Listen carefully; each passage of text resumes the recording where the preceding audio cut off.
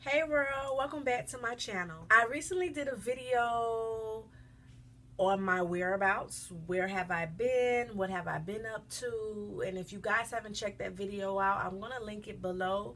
But not only did I go through all of those troubled times, during my absence, I did also get married. So, yay. I'm a missus, y'all.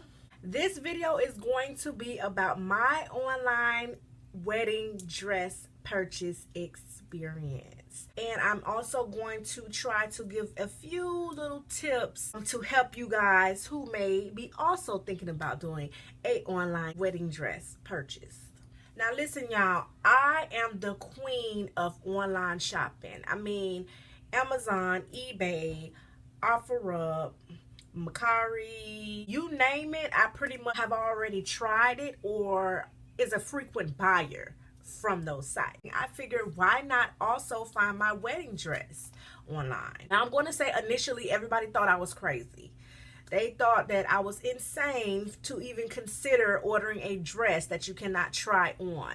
But I feel like that's pretty much what you do anytime you're buying something from online. Like, let's say Fashion Nova and Boohoo and all these different companies. You don't know how that outfit is going to, I'm going to say the expectation versus the reality. But you take that chance, right? Well, that's exactly what I did. We pretty much concluded that we wanted a destination wedding, and we knew that we wanted it on a tropical island.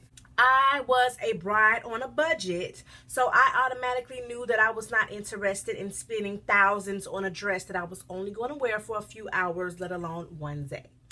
I did, however, still want to look nice and fashionable and sexy all at the same time. So I went on Google, because you know, Google my best friend, and I typed in wedding dress. When I seen these companies that popped up, I initially took notes. So I wrote down Ericdress, Ericdress, JJ House, DHgate. I mean, it was so many of them, guys, that were Chinese-based companies. So I started watching YouTube videos for individuals who made purchases from these exact same sites. And then I went on the sites and I started reading reviews. What I did initially, because I knew that we were going to do something tropical and destination with just us, something very intimate, I narrowed down exactly what I wanted. So I already knew immediately that I wanted to do a sweetheart neckline. I knew that I wanted something very flowy, form-fitting. I knew for a fact that I wanted ruching. Guys, after having 4 children, my tummy area is not as flat and snatched as I would like it to be. And I know that ruching is the type of material that can hide all of those flaws. I wanted something sexy, and I wanted something with a split in it because I'm a tall girl. Too tall for the tall girls. Team tall girls. I'm about 5'10", 5'11". I knew that I wanted something long, flowy, and with a slit so that I could be able to show off what my mama gave me. I went online and I started going on these different websites that I narrowed down, and I just went into the search engine and I typed slit sweetheart ruching wedding dress. Up popped all of these different pictures, and I noticed on the website that they had this option where to get a custom made gown.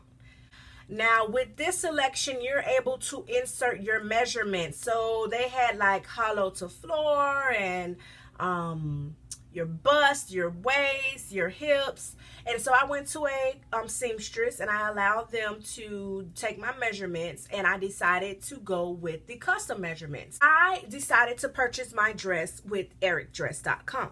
This pretty much was because they had a sale going, but they also allowed you to do custom measurements for free. I am going to insert a picture of the dress that I decided to go with. And ladies, I'm going to stress that if it's something that you keep going to and keep coming back to, like I was looking at so many different dresses in those categories, and I kept coming back to this dress, and I just knew that this was most likely the one for me.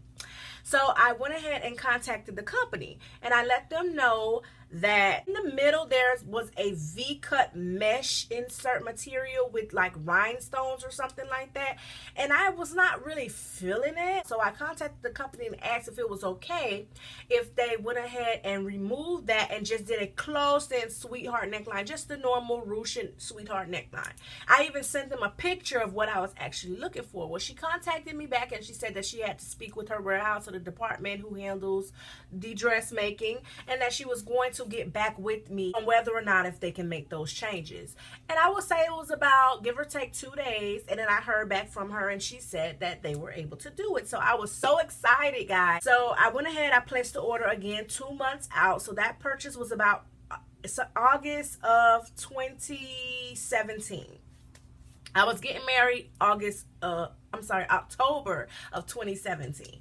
So I placed the order, and I'm going to say it took about, it was a few weeks. Guys, I don't remember what company they used to ship the item, and I'm going to say I don't believe it was like DHL or some type of express, because normally those companies require you to sign. And what I did not like, that I can say, was that my wedding dress was pretty much delivered or dropped at the front door. I wasn't even home, or if I was home, I don't remember hearing a knock or anything. It just so happened that when I went outside, was about to leave, I seen my package sitting at my front door.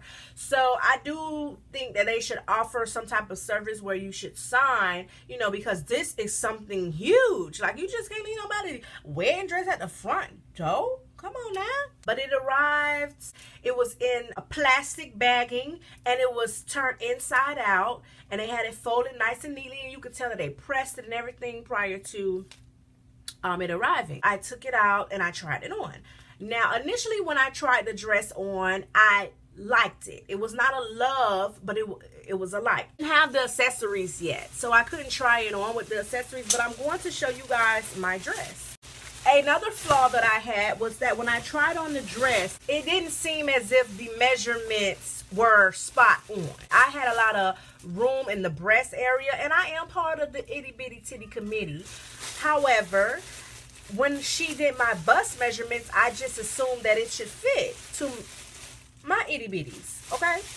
However, it was very big and baggy in that area, and even on the sides, I had some bagging, and I didn't like that. So I was not so happy with that, but it was okay. It was like a minor adjustment, because I could easily go back to the seamstress who took my measurements in the first place. Now, guys, this dress may be a little dirty because I have not even got it washed since I wore it. The material is everything. Like, you could tell that they used some good, you know, it wasn't no cheap material, in my opinion, anyway. Ladies and gentlemen, this is the dress. And as you can see, I have the sweetheart neck here. And another flaw, guys, was that I wish that the sweetheart went a little bit deeper, the cutting here, so that I could have wore like a push-up bra and then had a little, my tatas, you know, sitting up a little more. I'm going to bring it up and show you guys. You can see the material and the ruching. It's just gorgeous. I like the way, the pattern that they did the ruching. So here's my slit. And also, guys, my train was extremely long, and like I said, I'm 5'10", 5'11", I'm a tall girl, but this thing dragged the ground. So not only did I have to do the custom let the seamstress take it in, I had to also, she did some type of tucking thing or something, I don't know. And this is just going down, down, down, down, down, as you can see. But she cut some of this off. I don't know if she cut it. She told me that she didn't want to cut it. So I don't know what exactly it was that she did. And then this dress has like a side zip here. And you have to be careful because the material can get snagged in it. And then underneath it, it has like that silky based material. And I'm really hoping that you guys are catching all of this, you know. But it was a zip on the side. And this is the back. I'm going to say that this dress pretty much met my expectation, but from what I had in mind, this was perfect. It really was, y'all. It really was. And this came with like the little cups, like the cups for your breasts inside. Like it's already inside of the dress. Thumb this video up and subscribe if you would like me to do a video on just doing a destination wedding. We had our wedding in Jamaica, and maybe I could even do a review on the place, the resort that we chose to have our wedding at, and so forth. Let me know if you guys are interested. I don't want to bore you. I'm going to give you my tips here.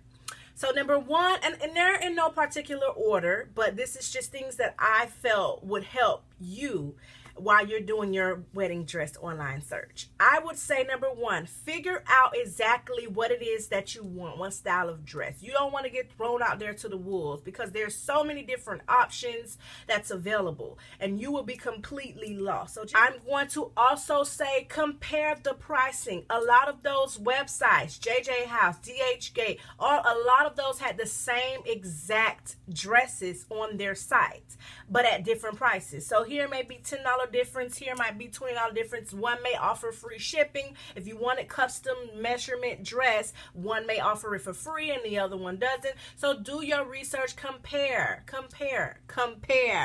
I'm also going to recommend you should order ahead of time. You do not want to be one of those brides that wait until the last minute, order your dress, receive it, and is not happy with what you got.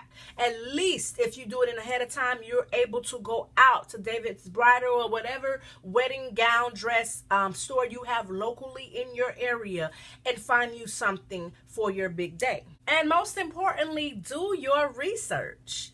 Read reviews. Those people who write those reviews 9 times out of 10 are the purchaser. They have already had their experience with the company. They already received their dress, and they're gonna put 9 times out of 10, they're gonna put whatever they experience, whether good or bad, there.